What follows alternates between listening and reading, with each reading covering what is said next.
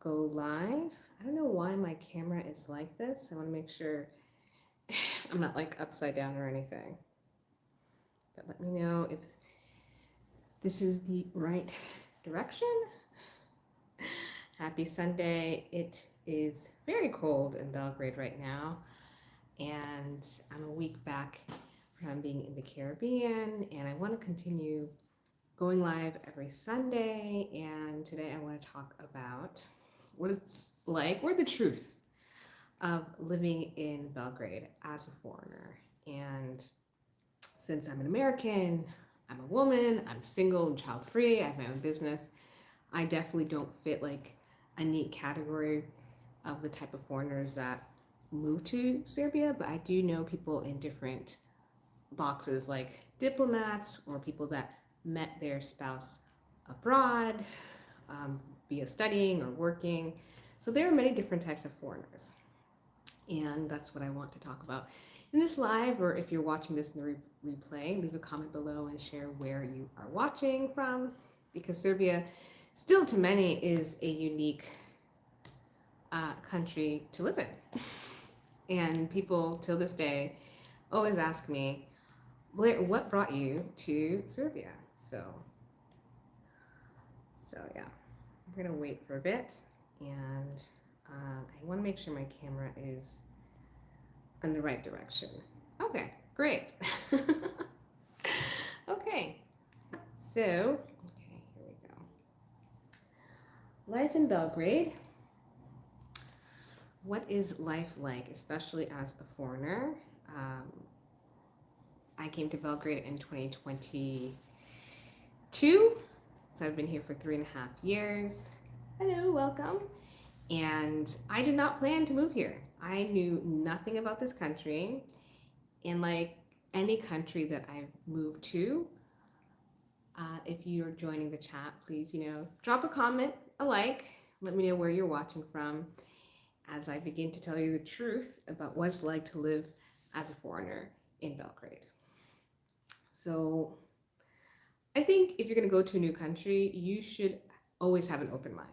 You can do all the research on YouTube, on Google, Facebook groups, which I highly recommend to join, TikTok, just to kind of get a preview. But it's always good to go with an open mind. I came in June 2022. I never even thought about coming to this region of the world, and over the last 10 years, I've moved to many different cities, and it's always good to have an open mind. And since I am single, child-free, and a business owner, my priorities was, okay, I want to make sure that this would be a good place and easy to start a business. Every country has their bureaucracy, and we'll talk more about later the bureaucracy here. But I just came with an open mind, no judgments. I didn't know about the history. I knew nothing. As someone from Massachusetts, when I think about it, I don't think I've ever met a Serbian person until I came to Belgrade. So I had no prejudices or bias against the people, the country, the history. I knew nothing. And I think it's good to go into a place with like a clean slate, no expectations, no judgments. So that's the first thing. And the second is, what is important to you? So for me, again, coming alone, I want to make sure it's safe. Not just safe as in walking at night, but safe as in walking around. Are there sidewalks? Is it safe to be a foreigner? People are gonna like target me because I don't look like the general population. Is it safe to be a woman? Some places are not woman friendly, and that includes the United States. We don't like women and kids. Different conversation. So one thing I immediately saw, that's Belgrade, Serbia was safe for me as a woman. It was very walkable. Serbia is very walkable, so I like to walk everywhere. I wouldn't need a car, so that's another important point. And no one's gonna bother you at night or very late at night, because Belgrade has great nightlife. So I really like the fact that the city is safe. Okay. If you're watching, leave a like, join the conversation. Next, for me as a business owner, how do you start a business? Like, I don't know language, I didn't know anybody, so naturally I joined Facebook groups. All expats, we always like to go to expat Facebook groups. So there are many expat Facebook groups like visit foreigner visitor club in Belgrade, expats in Belgrade, expats in Serbia. Like every city around the world has some type of expat in XYZ city. So you can get to know other people, ask a bunch of questions, ask for, where you can rent, because there are Facebook groups where you can rent. So the Facebook group was really, really helpful. And about after like a week, I thought, okay, I can do this. And after a month, I was like, okay, Belgrade has everything I'm looking for. Now, some friends say I have rose-colored eyes when I talk about the city and how great it is and how wonderful it is. And I'm not a first-time expat. I've lived in a lot of places, so I don't have as much bias. Belgrade or Serbia is not perfect. No place is perfect, but it has a lot of things that I personally am looking for. So after a month, I realized, okay, I know I can start a business. So if you want to start a business in a foreign country, the most important thing is, okay, cost to set up a company. How can you open a bank account? How can I get my residency visa, get a permit for myself, for my family, for my dependents? And it was really straightforward, still straightforward here. That's what part of my business is, helping people not only just move to Serbia, but setting up a company in Serbia. And next, finding housing.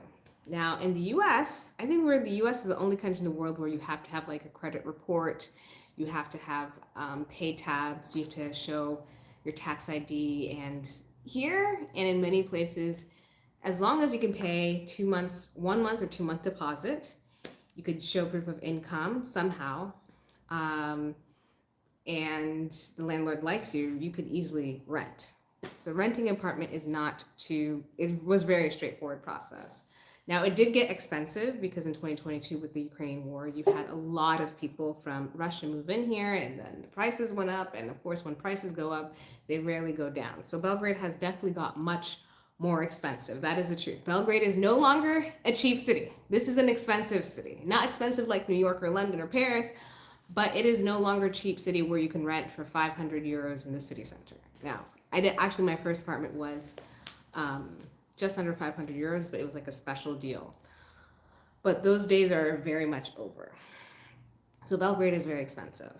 And if you want to live like outside the suburbs of Belgrade, sure. But for me, I like to live in the city center, and I was lucky to always rent with somebody that I knew or through a recommendation. And a lot of expats who do own apartments, they might sublet their places.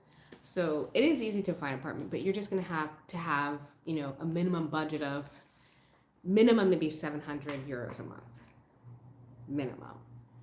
And it's not going to be like a 1-bedroom. Maybe you're lucky if you do find something more spacious, but this city is not a cheap city anymore. And not only just with renting, it's also not cheap with groceries. Grocery prices have gone up. People say that it's cheaper to buy groceries in Berlin or in Vienna, or like some friend, she was in Dubai for business. She says like the grocery prices were almost similar. And I was just like, wow, this city has gotten expensive the last 3.5 years I've been here. So that is like the number one truth. Belgrade is no longer a cheap city. Next is the bureaucracy. If you don't speak the language, which I don't, I was really lucky to find a good lawyer the second time, because the first lawyer, not really reliable, and my American work ethic of, emailing, because people like to do a lot of informal communication via WhatsApp voice, or just, words. I like things on paper. So I was lucky to find a lawyer who also has a team that does accounting and bookkeeping. So I was really lucky, because every foreigner or local I've met that owns a business, everyone says finding a good bookkeeper is so hard. So my legal team and accounting team, they have helped me from the very beginning to set up my company, apply for my residency, any type of bureaucratic problem that I had or have to overcome, my legal team has helped me. So I'm not alone here. I definitely have some direction, and I'm going to go back to learning Serbian. I have this great book, which I'll start streaming again, like practicing my Cyrillic and my grammar. Yeah, so I'm not completely lost, and I learned basically the alphabets. So there's a lot of good bookstores. That's another thing. There are good bookstores. In the city center, Kneza Mihailova or Kneza Mihaila Street, you have several bookstores. So, and many of those bookstores have English books and, of course, local books. I believe some French books or German books. So, if you are a reader, this city is perfect for you. You have some other booksellers that sell informally, not in a bookstore, but they like line up all the books on buildings, or they have these outdoor like bookshelves. So this city is a city of readers. That's another wonderful thing. And if you're two watching, please like, comment. Another interesting truth about Belgrade, the food. It's a very international city. If you are a foodie, which I am not, you could eat Italian one night, you can eat Japanese a night, you can eat Sri Lankan or Indian food another night.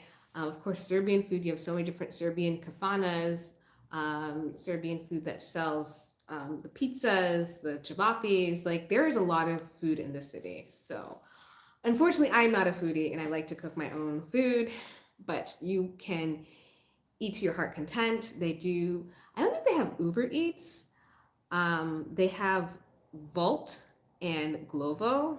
I don't have those apps. I do not like to order delivery food on apps, but I do know people, or I see the ads all over about or ordering from Glovo or ordering from Volt, which is like the equivalent of Uber Eats. And I believe you can even have your groceries dropped off to you. Like, this world's, I'm just not ready to do that. I genuinely like to go to the grocery store. There's many grocery stores everywhere. So that's another thing. There's no such thing as food deserts, because in America, like, there are neighborhoods where there's no groceries, and that's just not the case in Belgrade, or actually in most parts of the world. You always have some fruit seller, you have some grocery store. Every neighborhood has maybe multiple grocery stores. So unless it's like a Sunday night, you will find a place to eat, a place to shop. This city is full of food, but food has gotten expensive. Another thing, or hard truth, it's not bad. I don't think there's like anything terrible about the city. I think that if you have a nice budget, this can be a great city. I did a interview with some YouTubers about, you can comfortably live maybe on 1,500 euros a month as a single person. Not comfortable, you can just make it 1,500 euros a month. And that does not include having pets or a plant or dependents. There are actually a lot of plant shops. That's another thing. I have a couple florists live by me, so it's very nice. Whew. While we're so quiet, you can ask some questions or leave a comment below, and please like. Another interesting truth is that this city has 4 seasons. So now we're heading into winter, which I love, and you definitely will need a coat, or a lot of people like to wear those vest jackets. I actually got mine because I've never seen a city in the world where people, like, majority wear vest jackets, which I think is really interesting. So it does get cold here, but it doesn't get really snowy. So you don't have to worry about like shoveling snow unless you live in the suburbs. And the city does a pretty good job with shoveling the snow and putting salt on the sidewalks. If you have a car, I don't know, because I don't have a car. So a lot of people tell me driving the city it's just a lot of traffic. It's hard to find parking. I don't know about that. But if you plan to move here, or if you drive here, I feel sorry. The bus is great, the tram is great, or you can just walk everywhere. There's that option. It will take longer though. I just think the city is designed for pedestrians, but I've lived in other cities that had this design and they had a lot more cars, a lot bigger population. For example, Seoul, Korea. Like Seoul is tiny. Korea is tiny and has like 25 million people just in Seoul and it's like suburbs. So when people talk to me about traffic and they're complaining, I'm like, this is really nothing. Like maybe they just need to build more parking lots or parking garages, like what South Korea did. You have most of the parking is underground, so they have a lot of underground parking. I think maybe the city can use more to alleviate the traffic and build more trains and have more parking garages. There's a solution. So if you're gonna come to the city and live here and have a car, good luck. Good luck. Though there are a lot of luxury cars. The last 4 years, I've seen a whole new fleet of G wagons, Bentleys, Rolls Royces. So people have money here. That's another thing. This is not. This city has gotten richer over the years. When Yugoslavia fell apart in the 90s, of course, the economy was really bad. People didn't have as much, but there is a growing middle class. There are wealthy people here. There are ultra wealthy people here. There are middle class people here. There are working class people. Like just any economy, you have different classes of people. It's just, from my understanding, and Serbs, correct me if I'm wrong, during Yugoslavia, you didn't have this class stratification like the US or the UK, like which is very, very class central in regards to education and opportunities and jobs. Here, maybe now you see more difference between the classes, but they don't have like a long history of deep class divisions. So people here socially mix a lot, which I think is great. I think it's great that people are friends with, have friends from their childhood. Maybe one person is a millionaire, another person is middle class, and people still are friends. In the US, that would be really, really difficult because where your friendships are formed based on your neighborhood, and your neighborhood depends on how much money your parents have because you want to buy a house in a nice neighborhood, it's going to cost more money. If you're going to go to school, your schools in the US are decided by how much taxes a neighborhood has. So poorer neighborhoods have lower taxes, so the schools are not as good. So here, from what I understand, again, I don't have kids, but from what I see in design here, I mean, people socially mix a lot. I don't know if there's like bad schools here. They do have like a lot of international schools and private schools, of course, local public schools. So if you're a parent, I believe there's great options for where to send your children to school. And apparently the school day is like in 2 shifts, which I find interesting. Because when I do my hot girl morning walk, I see the kids go to school like by 8:30, and then apparently there's like an afternoon shift from like 2 to 6. This is the first I've ever heard about the different school shifts. And this, I used to be an English teacher. So when I was living in Thailand, there was school day started at 7:30 and it ended at like 2 or 3. Yeah. And even when I was in China, like again, there was not this whole 2 shifts. I do know in South Korea, schools day starts early and then they have their after school programs, which can be late as 9 or even 10 o'clock. So here in Serbia, they have a interesting school system. You have many options for schools, and if you're a parent, I guess if you want to send your child to a German school or French school, there is an American school, public school. Some people send their kids to boarding schools outside of Serbia. So you have many options. But again, it comes down to what is your budget? I think for any market you live in or any country, if you have, a comfortable salary, you can have a good life, but there's going to be the expenses of housing, car, school, your kids' activities, going out. And that leads to my next point. Going out in the city is really fun. There's always something to do in the city. The nightlife here in Belgrade is absolutely, as I say, top. There is a venue for every budget, for every lifestyle. So Friday I went out to this really nice hotel with some friends. We had dinner, and then afterward we had drinks. So it was a really nice night. And Belgrade during the summer, especially during the summer, has a lot of concerts. So I remember last year Rammstein came, and over like 100,000 people from like Europe just came for that concert. I did not have idea who Rammstein was. Apparently, it's like a German death metal band. I don't listen to that, but yeah, people from everywhere came, and they were. I believe it was like the Ushach Mall. They have like arena there, so it's a place you can party, you can dine, you can drink, you can of course go to the kafana. There's always something to do, and when you go to a place, I used to go out alone by myself when I first came here because I didn't know anybody. You meet people, and people are really really nice. So it's nice if you come alone, like you're not gonna be completely lonely in a bar or a club. Like people will talk to you, people will say, hey, do you want to drink, do you want to join us and talk? Like it's very warm. And I have to say, when I see videos, people talk about club culture and how club culture is dying, and it was like everyone's always on their phone, nobody's talking to each other, men under the tables.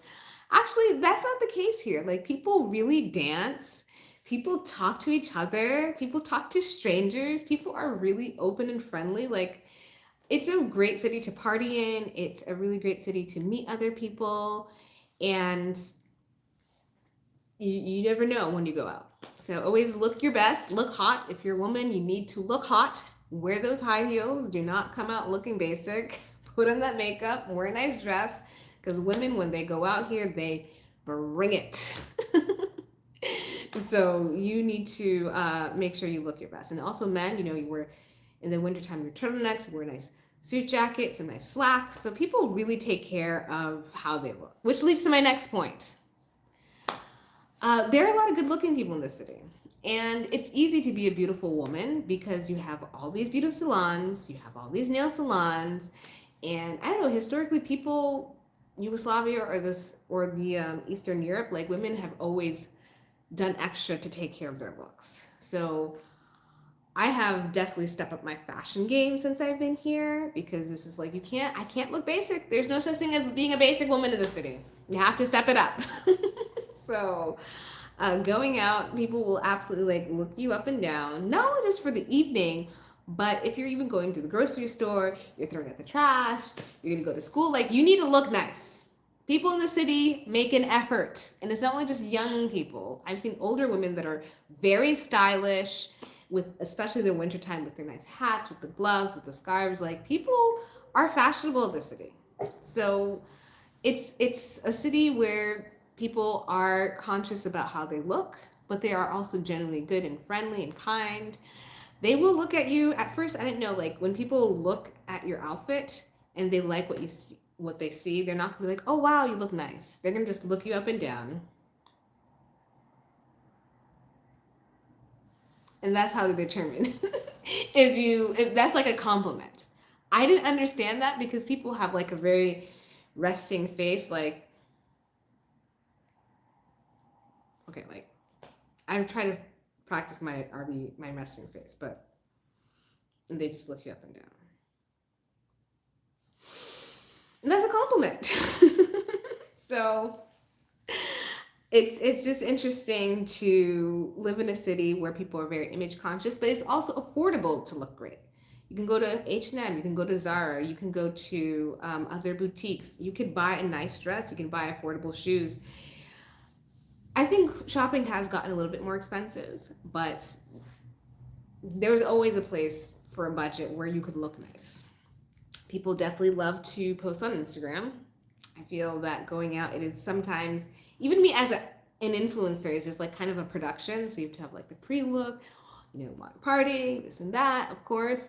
But at the same time, you will, if you're gonna be on Instagram, people are gonna be like, okay, I need to look, let me just fix my makeup, fix this. Like, so just prepare to be somehow on Instagram when you go out. So that's why it's nice. People are conscientious of how they look.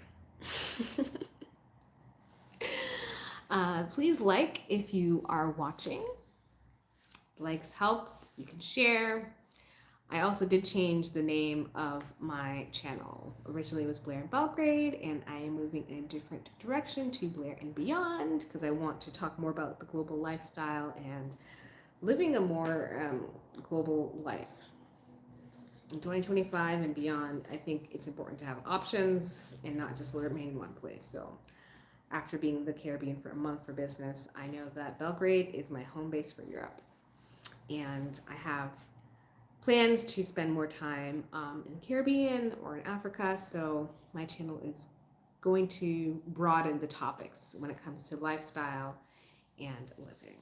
Okay, so a lot of people ask me what I don't like in Belgrade, or like the city's not perfect. Like, tell us something bad. And I mean, for me as a foreigner, I'm very conscientious because I'm a guest in this country.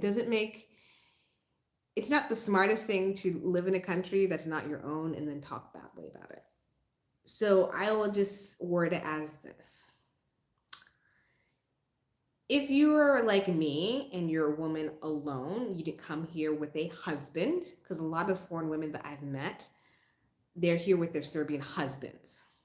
So they have their Serbian husbands, they have their Serbian family. Other women or people I've met, they came here for work. So a corporate job recruited them as a general manager, as a director. So that's another. And then I met some people that work in the diplomatic sphere. So they work at some consulate or an embassy or for maybe an NGO. So if you're like me, I have a lot of self-awareness and I like to be very cautious because I'm a foreigner. And you can, I wouldn't say get in trouble, but you just have to be very careful and conscientious. Because again, this is not your homeland. And while you are welcomed here, I mean, at any moment the government could be like, you know what, well, leave. I learned this when I was in Thailand that has a royal family. And there are laws. You can't speak positively. You can't say anything about the royal family in Thailand, whether it's good or bad. Like, it could be misinterpreted. So for me, I have just acted very, and some people say I'm a bit paranoid, but no, I'm just being very cautious about how I act, how I talked, being more aware. People here are Orthodox Christians, so they have a lot of holidays, so you have to be respectful of that. With my Americanness, I definitely am, let's just say, conscientious about, the work ethic here and customer service is being very different. So I have to be a lot more patient. And people don't work to live. They just, okay. They don't live to work. They have an identity outside of work. People have family, they have a life. So work is not everything here. So there's no emergency or answering emails on the weekends or maybe late at night. Like, people enjoy their life. So I would have to say, if you're coming from a country like the US or the UK where there's a certain I wouldn't say work-life balance, but imbalance of work, you're just gonna have to adjust how things operate here. And that's okay. Every country is different. That's okay. When I lived in Thailand as an English teacher, I had to really adjust because with the hierarchy, there's definitely a really strict hierarchy between, the leaders of a company, the managers, and the workers. So I couldn't be as straightforward if I saw a problem. You have to just work within the lines. So here I have to say that just adapt to how things work here. And luckily for me, I work for myself. I have a company. So I've never worked in a Serbian company. I never worked in a Serbian school. So I can't speak of that experience, but I'm sure they have their guidelines. They have their way of how they operate. And if you're a foreigner, you're going to have to go by those rules. As far as what else? I don't know how to say this politically correct. even though there's no political correctness, people say, oh, there's no political correctness here. Um, People don't like to email. Emailing is not a popular thing here, which for me, I like to have everything in writing. And I don't like how sometimes things are informal because I think sometimes that's done on purpose, if you know what I mean. So if you're a business owner, especially as a foreigner, I always say get everything in writing. And if there's a disagreement, always have everything in writing, explain the situation in writing, because a lot of friends, for example, is like, oh, just talk about it over coffee. And I don't believe in that because things can be misinterpreted. So have everything in writing, preferably in email, not in WhatsApp, because, with WhatsApp, people can erase messages, phone calls, call logs.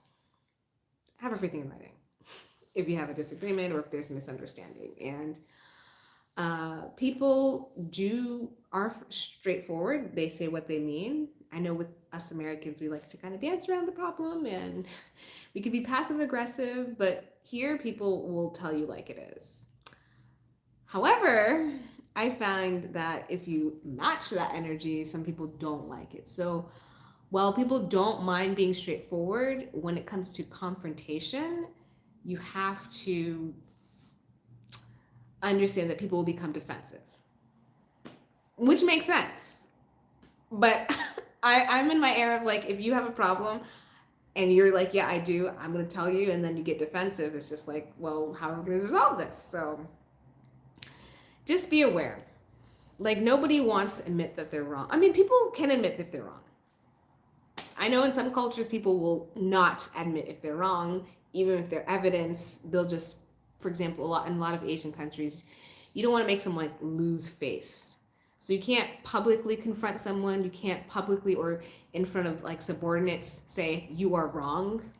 Cannot do that. There's like a subtle way of confronting someone. I learned this as like a teacher in Thailand, because Thais are very like conscious of their status, of the hierarchy. Like even if someone does something wrong, like you can't be like, you're wrong in front of the subordinates. That will not go well. Here, I feel, and you all let me know in the comment section, like when it comes to confrontation, like how people of a different like manager role versus like an employee role, how they deal with confrontation. Here, I feel like sometimes people can be a bit dismissive, especially if you have evidence or they just want to like brush it off. Like I've gotten into some confrontations when I was like shopping at Zara, which I'll never do again. And they were really wrong. And when the manager was trying to apologize, she was just like not genuine. I did not like that at all. So we were just going back and forth for like 20 minutes and she was just brushing it off. I'm like, you're clearly in the wrong. I didn't raise my voice. I just laid everything out XYZ. I asked for an email. I asked for, maybe I should contact corporate. Yeah, people can get a bit defensive here, especially for those that don't mind confrontation. But if you match that energy, it's a problem, which I don't understand. So I'm not a people pleaser. People are not people pleasers here, but at the same time, just be aware that people might not expect you to match that energy, or maybe they just don't. I mean, people here speak very good English. That's another thing. People here speak very good English. So I don't want to say people can't argue in English. It's just, I don't know, people are just like, okay, sorry, like whatever. And as an American, it's just like, I want something more genuine. Like if you're wrong, like mean it. It's one thing to be like, okay, we're wrong, so like whatever. Versus, okay, we're wrong, how can we make this better? But maybe that's just the difference in cultural expectations for if you did something wrong and someone points it out, like how to resolve the problem. I think that's my biggest frustration now when it comes to if something's wrong and wanting to discuss it, people just get very defensive. And I have no problem admitting if I'm wrong. If I did something wrong, I would be like, yes, you're right. I made a mistake. I'll own up to my mistakes. Here, it really depends. It depends on the person. So it depends on the situation, it depends on the person. It all depends. I just feel that people just want to resolve and quickly get over it and forget about it like it never happened. So that's the frustrating thing. Um, Another good truth. People do speak very good English here. I lived in a lot of places, and for example, Paris, French people don't really speak that good of English. When I was in Thailand, I mean, it's like 10 times bigger, actually, a lot more bigger. Some people spoke English, but it's good that you learn some basic Thai. When I was in Kazakhstan, I was learning Russian. And I think it's just like the mentality here, from what I understand during Yugoslavia, people made it very much initiative to, if you're going to work and get a good job, you need to speak English. English is the future, or you speak another language, like maybe I met some Serbs that speak German, I met some Serbs that speak Russian, some French. So having a second or third language is the norms. But I think because there's a lot of American Canadian companies here, why people speak English really well, like they sound like me English. So I think that's a positive, that people speak very good English. And as a former English teacher, I know people learn English from American movies, American shows like Friends. Gosh, I remember when Friends ended when I was in 8th grade. Like in 2007, I think Friends ended. Uh, Music. So people have like clear American accents and very good vocabulary and very familiar with American history and politics. People here are very educated. So I think that's why my TikToks are quite popular when I ask questions about, why this, why that, or what is the statue. People will easily just lay out a whole thesis in my comment section. So Serbs are very well read, very educated, and very learned people. So leave a like if you haven't already, or feel free to ask a question in the comments. Everyone here is so quiet. So, great. All right, so another hard truth. Now, what is my experience as being a Black woman here?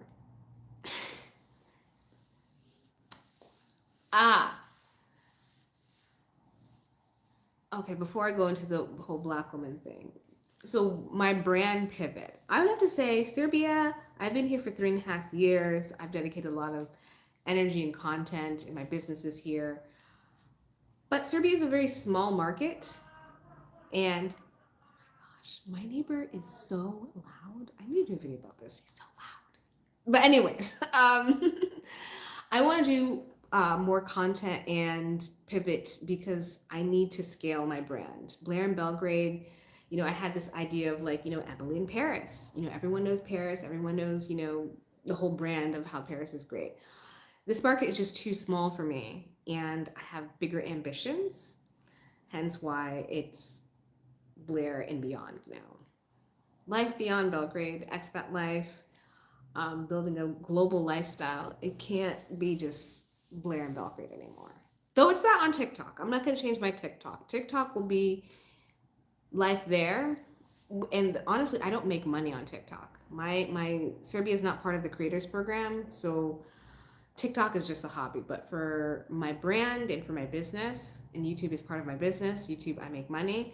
It has to be Blair and beyond. It can't be limited to Belgrade, unfortunately, if that answers your question. So I hope that answered your question. But back to what it's like as a Black woman living here in Belgrade. One thing I love about Belgrade, and my most popular video, is how there's no racism here in Serbia. There is no history of institutionalized racism. And I wanted to do a follow-up video because everyone's like, what about the Roma people? What about this people? What about that? And when I say institutional racism, I think people are conflating prejudice from racism. Every country has some type of prejudice. I mean, we're humans. Humans have prejudice. You're always going to be like suspicious or weary of some people that look different or have different values, different practices. That's everywhere. That's universal. When I talk about institutional racism, and there's no history of that. It's just when it comes to housing, when it comes to education, when it comes to resources. Serbia never had slavery, for one.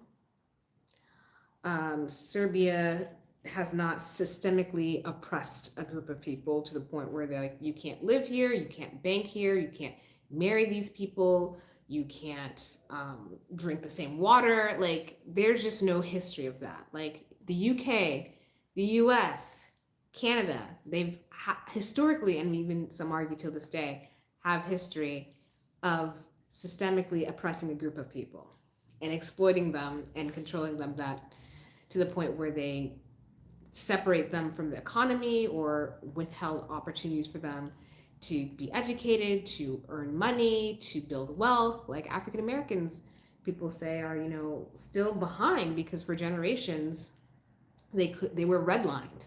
Certain black neighborhoods were designed to contain the black population. Oh my God.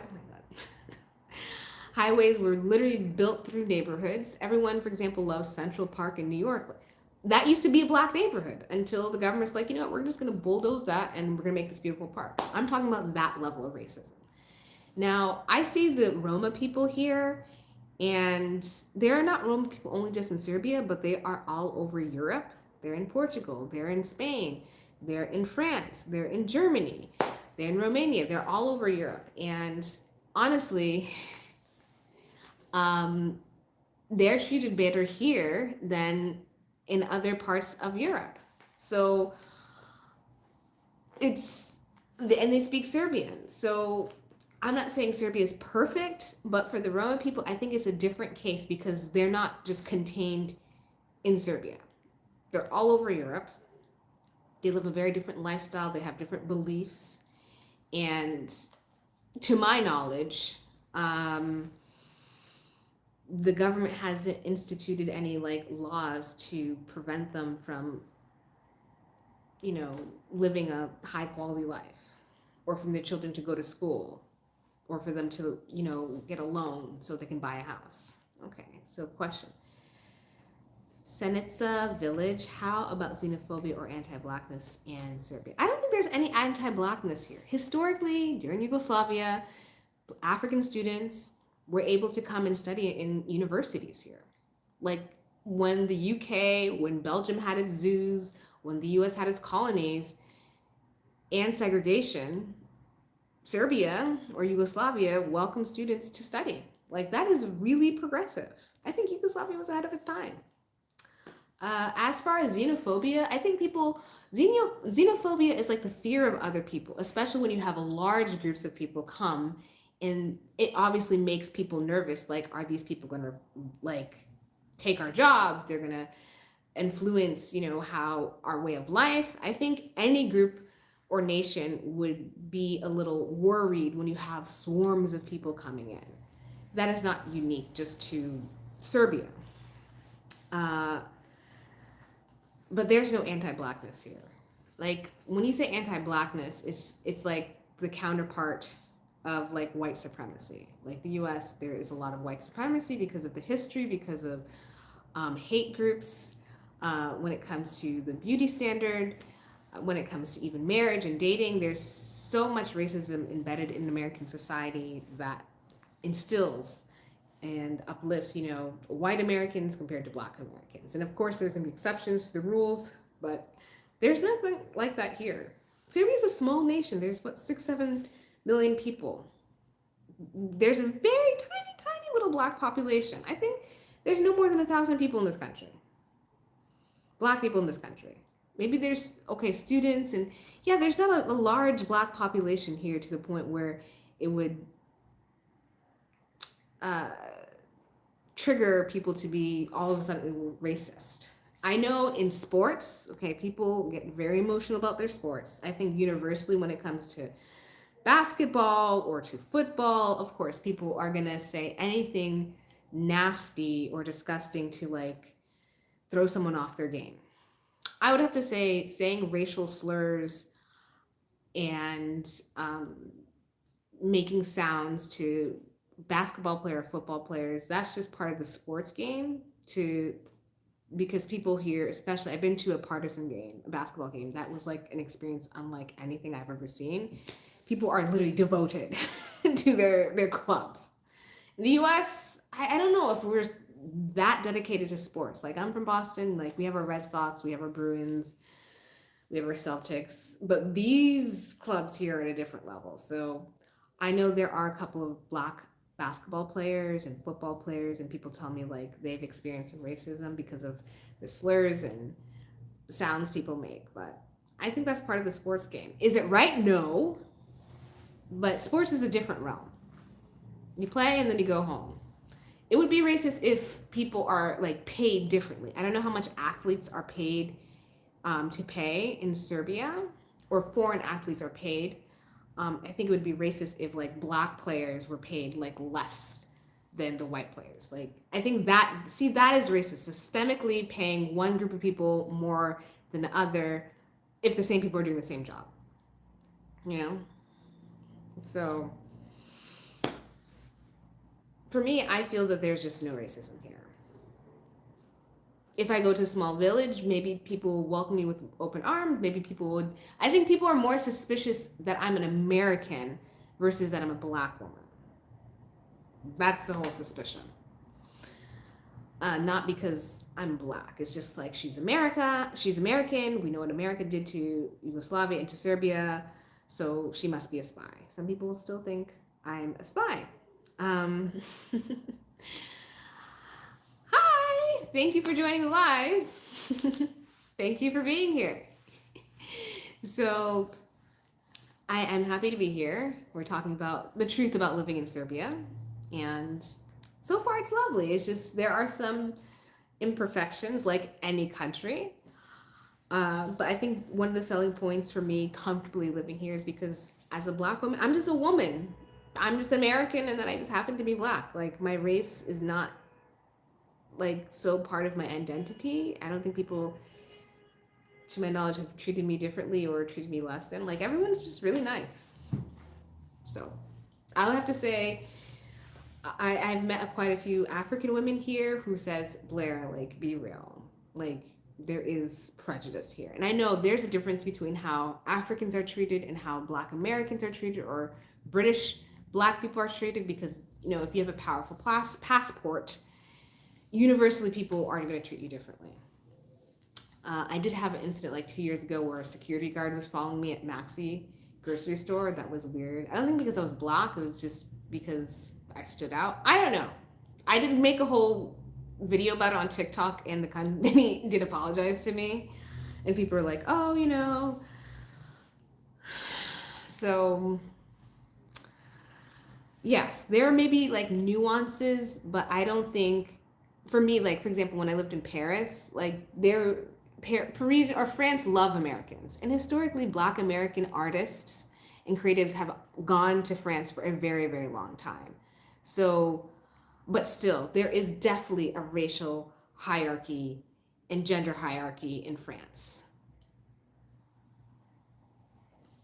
Okay, it's not only there, but Black America is a different story. Yes. So, like, in France, you know, you have the white French, of course, men, white French women, and then maybe you have the French from overseas in like the former colonies. Then you have, I don't know, with the French Arabs or Black French, I don't know, maybe, okay, then you have Europeans that may live in France, so they're treated. But when it comes to like for French people from the colonies, like from Martinique or from Algeria or from Lebanon or from any of the many countries that France colonized, there's definitely a whole hierarchy of how they're treated. And when I went to France, as soon as I spoke, then I was treated differently because, oh, she's American. The French love Americans. We have a long history there. Here, again, like, people, they like Americans despite what America has done. I'm not treated differently because I'm Black. I'm treated differently because I'm an American. Like, my nationality comes first. I'm trying to think other countries. For example, I used to live in Turkey. And Turkey, or the former Ottomans. I would just say Turkey, I don't know, Turkey is a really big country. And if you have a strong passport and you're a man, you're good. As a woman, I didn't feel really safe in Turkey. Like, I did not go out at night for 2 years. I was in Turkey during the pandemic, and that was not a place I felt safe enough to go out. I used to cover my hair, and I was still like followed. I was catcalled. It was harassed. Like, Turkey's not a good, safe place for as a black single woman. Like, Turkey is very much of a patriarchy. Uh, if you are a single woman and you stand out, people will definitely try to follow you, definitely take advantage of you. And if you don't have some man, like a husband or brother or father or male cousin by their side, like, you're a free game. So, your friends had experiences. Okay. Yeah, I think, for example, back to Serbia, I met many Serbs that lived or traveled in the African continent, and they didn't see Africans as less than. They were like, they're people, we'll do business with them, we respect them. Versus when the French or the British go to the African continent, they come with a very imperial type of attitude. We are here to conquer. You are here to serve us. That type of attitude. And Serbs do not have those attitudes when they were, working or doing business in the African continent. I think that's the key difference. When it comes to racism, it's not only just your history, it's also your attitude. Do you see yourself as superior to people, that these people are there to serve you and you're there to exploit and take? The Brits and the French have a history of that. The Serbs don't. Now, do Serbs have pride and are they patriotic? Of course. Every country I've been to are very patriotic. They're proud of who they are. They're proud of their language. They're proud of their culture. They're proud of their food. They're proud of their fashion. Like, every country, honestly, I don't think there's any country that I've been to that doesn't think they're better than everyone else. Like, for America, we always say, we're number one. We're number one.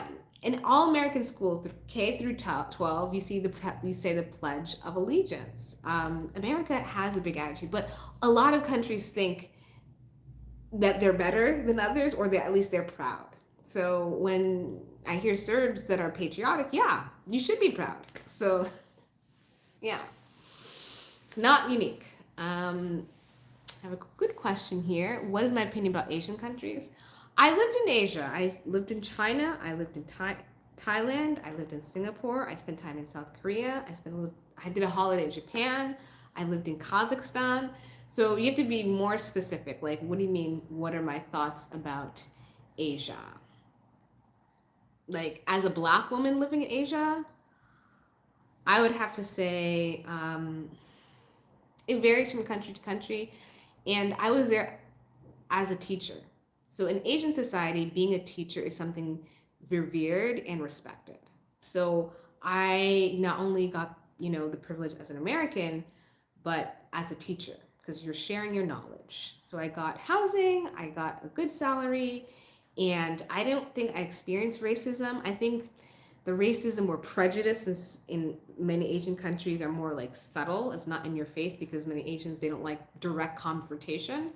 So people might talk trash about me and I just didn't know and I just smiled. But I never felt like I was oppressed or people were just, trying to exploit me. I didn't feel that at all. So, if you have a more specific question, I would have to say, at least in Singapore. Singapore is an interesting ecosystem because it's very small, still a very British mindset, and trying to find a job, like, that's one thing I learned. If you're a foreigner trying to find a job as a foreigner, it's no go. That's why I started my own business. People don't want you to come to their country and take their jobs, especially if they think that they can do that job. Okay, short and sweet. What are you saying? Kako na prejude srpski. I have to get back to learning Serbian. I'm not confident enough or have enough vocabulary to do videos in Serbian, unfortunately. So that is why this video is not in Serbian. I do have my books to learn and study. So I have this grammar book. I will get back to maybe streaming once a week. But if you can ask your questions in English, because this will be in English, that's great.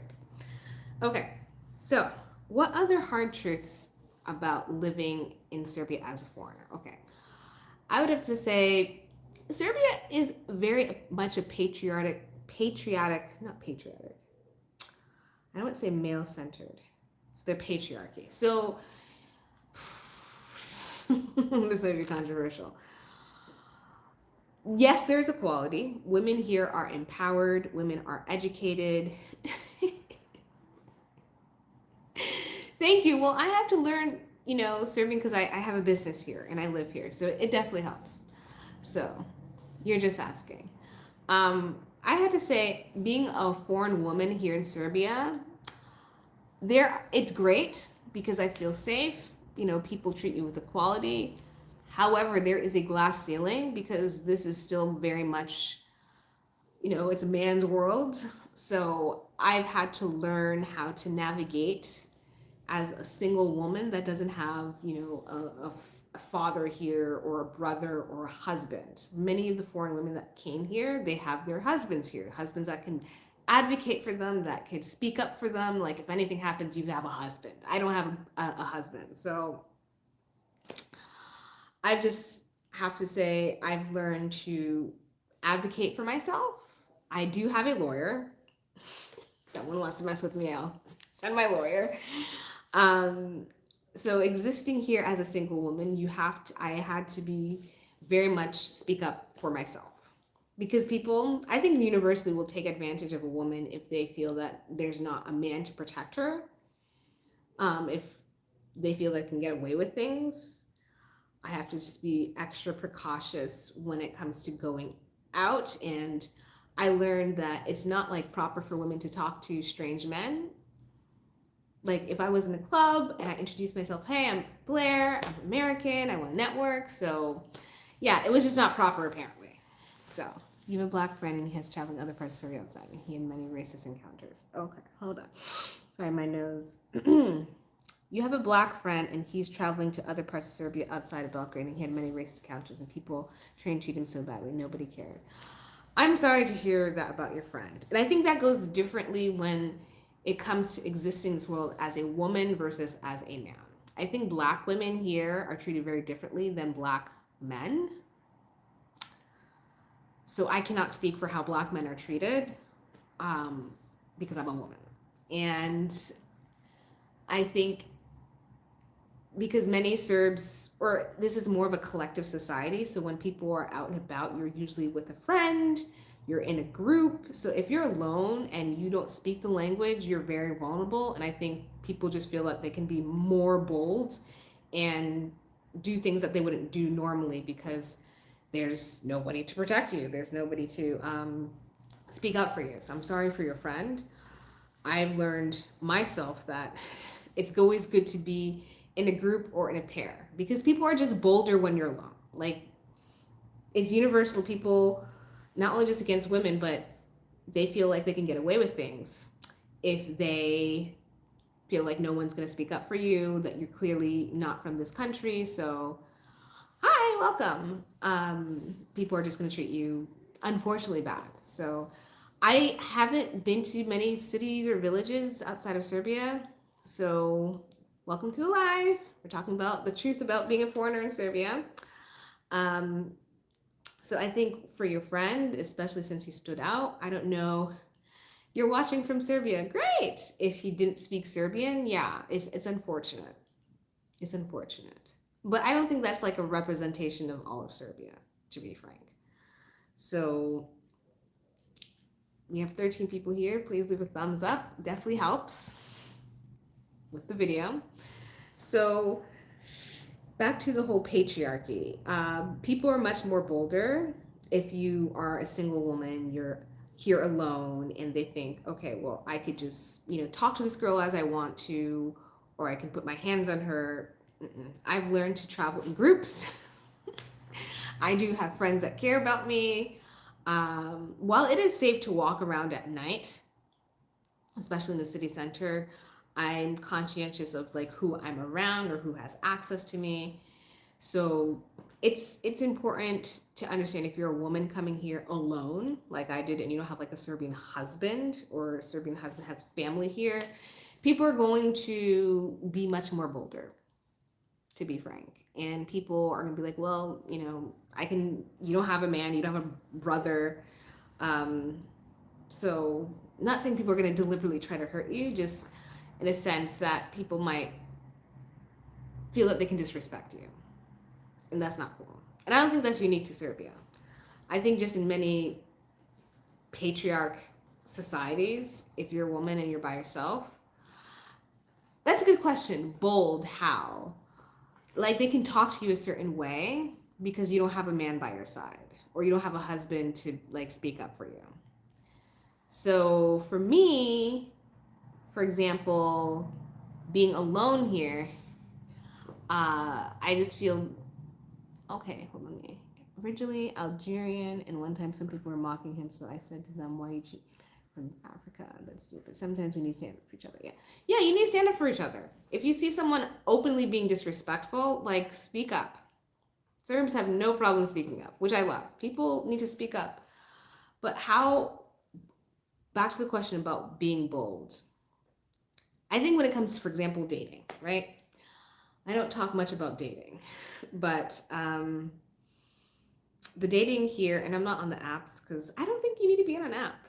If you're dating on dating apps, please let me know because I think it's just so easy to socialize with people because people are outside, people are friendly. But yeah, dating here, one thing I've learned, people date, people that they know or people in their friendship group. You rarely are going to date someone that you have no idea who their family is, what their background is.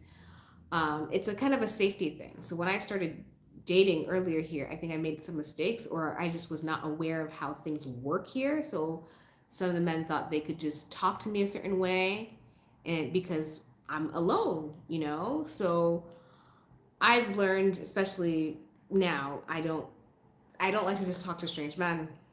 I'm not dating, I don't want to date right now, but still, like there's just some type of audacity some men, not only just local but foreign men have here that if you're alone, no one's here to protect you. So we can talk to you how any way we want. That's a whole different video. But it is very much of a the patriarchy is very strong here. So so as a woman, you need to be very smart. You have to understand how to navigate this system. Let's just say that, to be protected. Because I know even as a woman, like I'm far from my family, like I have to make sure I take care of myself, I'm glad I have a community here. I'm part of a religious community here. So people do care about me. People will know if I'm go missing. People will know if I'm sad. So if it's not good to be completely alone because we're human. People will definitely take advantage of that. So, okay. Next, what else about Serbia? Serbia is a democracy. I'm going to just keep this brief because when it comes to current events, I know people are very passionate about politics. I would say Serbia is a democracy. I lived in places that you couldn't openly protest. I lived in places where you say something bad, even in something on social media, you can get arrested. So Serbia is a democracy. And that's all I have to say about that. When it comes to, let's say, grooming, for example, when I first came here, luckily I do my own hair, so I never have to worry about finding a hair salon. But there are many great places. Why is my nose so itchy? There are many great places to get your hair done, to go to the spa, go to the sauna, go to the barber, because I go to the barber to shave the nape of my hair. There are many places to go to take care of your beauty. Yeah, no place is completely safe. You're right. No place is completely safe, but some places are safer than others. And I have to say, with my full chest, that Serbia is safer, or at least Belgrade is safer than most major cities in the US. Because you could be in a safe city and, or even a suburb, and something terribly goes wrong. The US, no major city in the US. New York is not safe. Washington, D.C. is not safe. Miami is not safe. LA is not safe. San Francisco is not safe. Chicago's, none of those cities are safe. Like, argue with me, none of those cities are safe. Even when I was in Singapore, which is a very safe country, not exactly the safest in certain sense of, I've got followed a lot, and while they have a lot of laws and rules, I still feel safer here in Belgrade. Yeah. So yeah, let's end it here because it's 9 o'clock, and I will see you all next week. If you haven't already, please subscribe to the channel. Please like this video. I only have 4 likes. You can get those likes up. And Jonas, I'll answer this question before I go. So comparing the US and Europe, what are the main key differences? I mean, Europe has universal healthcare. People in Europe are not dying because they can't afford to go to the doctor. There's that. Europe, you have free universal, oh gosh, my computer's dying. Go to the doctor or go to university, it's free. So you're not graduating with student loan debt. Next, European cities are designed for pedestrians, not just cars. It is impossible to get around the city of, gosh, now everyone's coming on. Can't end. It's European cities are designed for pedestrians. Hold on. Give me 1 second. I need to get my charger. Oh. Okay. All right. I don't want my computer to completely die. Seems like we might go longer. If you guys want me to stay, leave a thumbs up if you want me to stay a little bit longer. Okay, so Europe, it's in the future. So, okay. If you want me to stay longer, say, stay Blair, stay Blair. So I could stay maybe half an hour longer. Okay. Just so you know, being men here would not save you from the man picking on you if you were alone in some sketchy area. I mean, men here, I think Serbian men are quite macho, and I don't think some man is bold enough to pick on a woman if she's by a man. Like, I think it's men fear other men, so unless he has a problem with that man, he's not going to be like, oh, your girlfriend's ugly, oh, this and that. Like, you're about to get in a fight then. So, okay, the luxury bucket list. Hi, welcome. We're coming to an end, but yes, you'll catch me in the replay, but you stay. Okay, she wants me to stay. Anybody else wants me to stay? I can stay maybe 10 more minutes. If you want me to stay, we can talk about, you ask me some questions, all right, about, the hard truths about Serbia, living in Belgrade at least. That will be helpful because I've gone through my list of questions. So, okay, stay. Thank you. We want me to stay. It takes only an hour for people to want me to stay. So, I feel loved. Great. If you're watching outside of Serbia, please share what country you're watching from. That would be super helpful, so I could get a frame of reference where my followers are watching from. And also, if you want me to stay, please ask some questions. That's helpful. Okay, so what else? I think Serbia is a great place to raise children. Here, family life is cherished. People take their kids everywhere. People are not annoyed when kids or families are at restaurants. Children are loved and celebrated here. It's safe for children to play outside. In the US, I mean, I'm a 90s baby. I think I'm the last generation where you could play outside safely. Because the US, I mean, everyone's always wondering, like, ooh, you might get kidnapped. Or,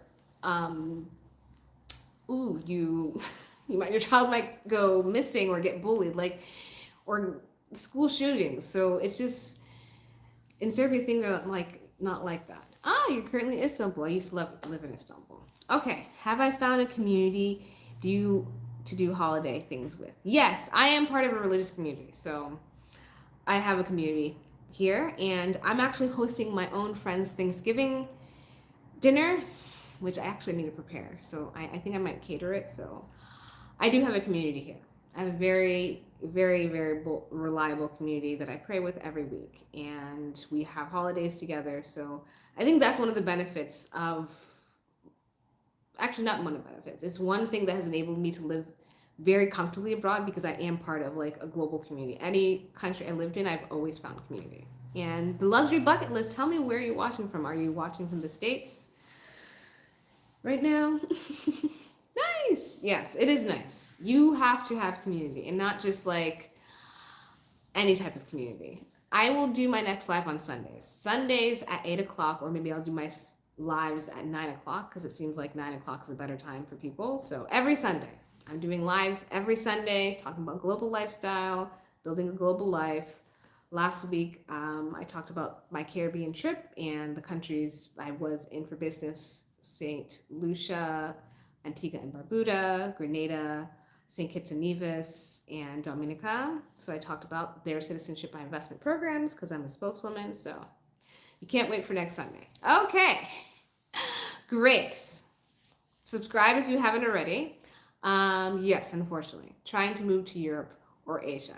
Okay, luxury bucket list. I'm not sure if you were in one of my lives, but Europe means big. Asia's big. I lived in both continents. Are there any specific countries that you have questions about? Because I lived in China, I lived in Singapore, I lived in Thailand, I lived in Kazakhstan, spent time in South Korea and Japan. So you have a world of options. You cannot escape us just like that. You guys are cute. I can't escape. You know, it took like an hour for everyone to get more interactive. So I think I'm going to start doing my lives at 9 o'clock versus at 8 o'clock. Maybe because 8 o'clock people are still having dinner with their families. But I love, please have these questions come in. It definitely pushes the video and the algorithm. And please, like the video. So, luxury bucket list. Yeah, if you're trying to move to Asia, Europe, I think it's good to start with like a non-EU country, like Serbia, set up a company or work remotely, and you could do that through your company to get your residency. Because moving to an EU country like Spain or Portugal, Austria or Germany, it takes a lot of money, and skill set if you want to get a job locally is very difficult. You're actually having dinner with your siblings. You're watching my live while you're having dinner with your siblings. Oh my. I feel special. You're thinking Thailand. Never lived in Asia. I was thinking Spain, Italy, France, lived different countries. Okay. Yeah, France, Italy, and Spain, they're going through it politically right now. I think those countries are just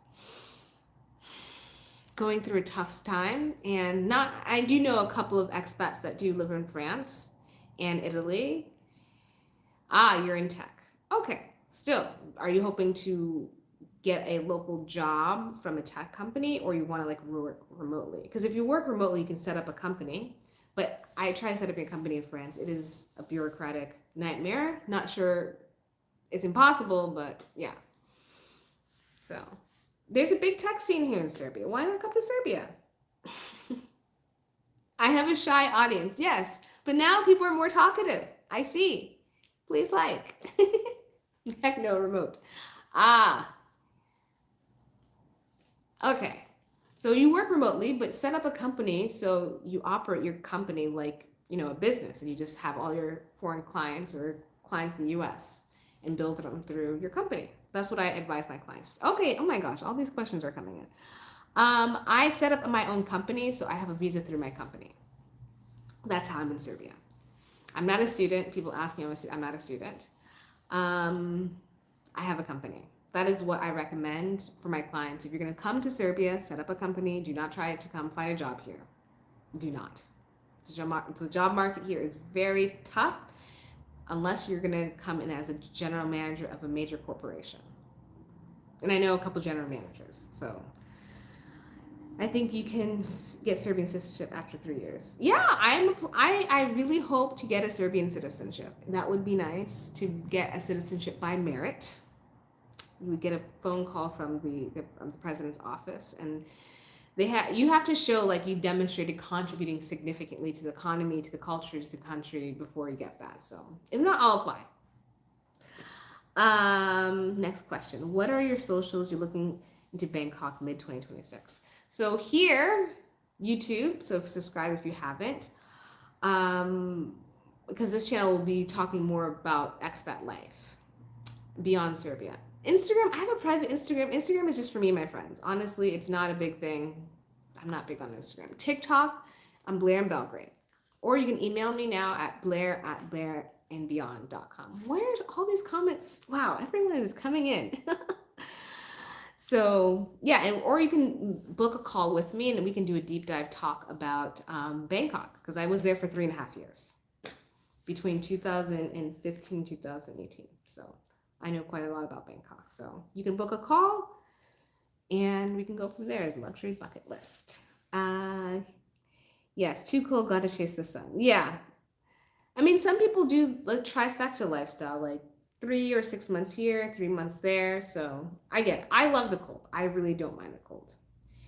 So next question. Yes, things, let's keep in touch. Yes, luxury bucket list. Send me an email, blair@blairandbeyond.com. Yes, so you can book a call with me. So send me an email. I'll send you a link so you can book a call. It's a consultation, though, and I do charge a fee. I want to be straight up with that. Is the Serbian language confusing for you, Blair? Are you still having a hard time learning? Because for English speakers, rate 1 to 10, do you find...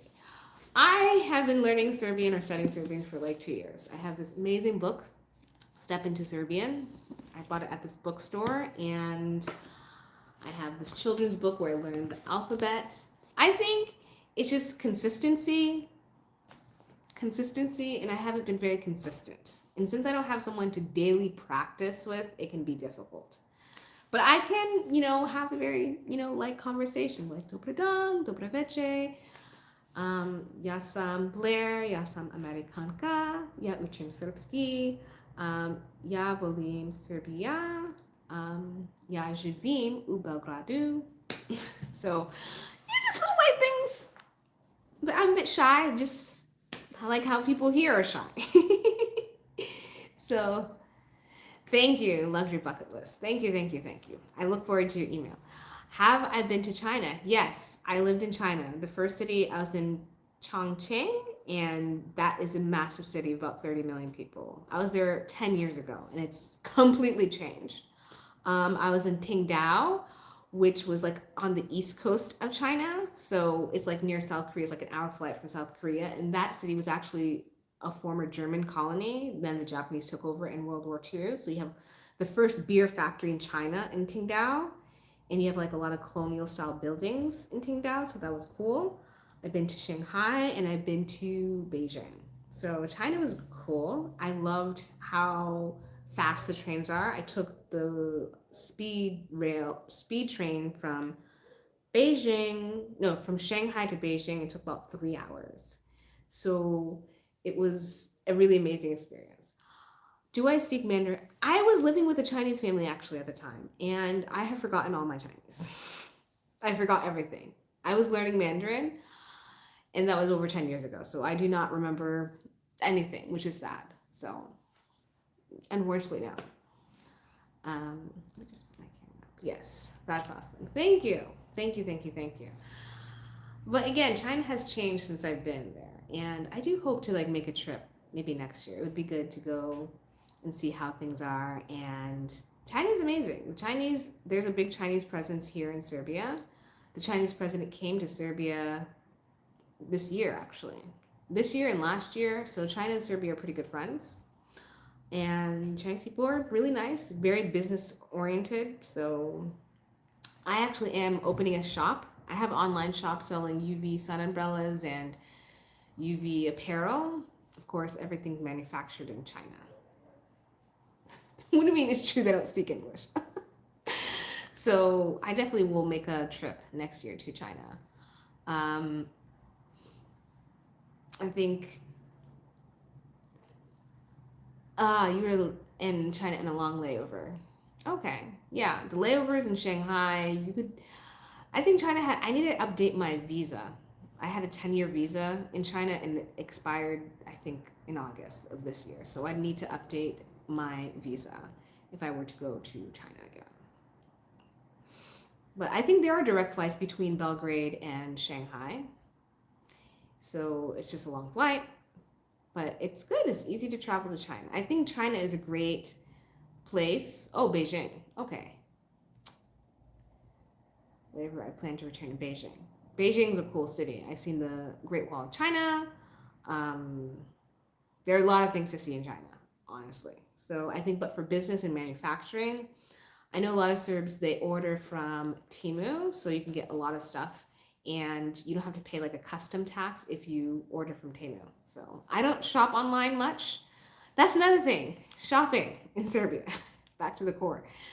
You don't, there's not like a shopping platform. There's not like an Amazon here. The people that shop at Amazon, I know, are people that are like American diplomats, and they get like a special way to get their mail from the US. So I think the biggest shopping platform is like Temu. They have a local one, but nobody shops there. It's like Ananas.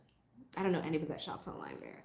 I think the only online shopping people do is like for food, like Volt and Glovo. Okay. Luxury bucket list. Send me that email so we can talk. Book that consult so we can talk about Asia, because I was in Asia for 5 years and Thailand's great. There are a lot of people moving there. Thailand has a new digital nomad visa, so you could, or even a retirement visa, so you have options. And I would love to tell you more. So, oof. Okay, my computer is about to die. All right, all. I like how interactive we are now. It only took you guys an hour to open up and ask questions, but I'll make a note for next Sunday to do another live. If you have some ideas of what I should talk about next week, let me know. That'll be the last live for November, the 30th. Can't believe November is nearly over. So let me know what should we talk about for next week, and then I'll see you all next week. I'll do it 9 o'clock, because I think 8 o'clock people are just still like getting off dinner. So 9 o'clock, it seems like that's when everyone's more chatty. So this was very fun. And luxury bucket list, please send me the email, blair@blairandbeyond.com, and we'll talk. Consult. I plan to utilize American ability to buy businesses. Okay. All right. Well, keep enjoying the lives. Put a thumbs up if you like. And Tomislav, thank you for joining. But I'm heading off now because we've been here for almost like an hour and a half. So next week, 9 o'clock. That's the sweet spot. 9 o'clock. That's when you're all chit-chatty, and I like it. It's more fun versus me just lecturing you guys. So. All right, everyone, have a good night. Thank you so much. Ciao, ciao. I forgot how to say good night. Laku noche. Laku noche. Yes, laku noche in Serbian. Ciao, ciao. We all understand that. And I'll see you next Sunday. And look out for my upcoming videos this week. I will do like a vlog, explore with me. Oh, laku noche. Yeah, sorry. Laku noche. Laku noche. I'll do a blog. Explore with me. I'm hosting a Thanksgiving dinner with my friends, so I'll record some content. So yeah, it's going to be a busy, insane week before the end of the month. So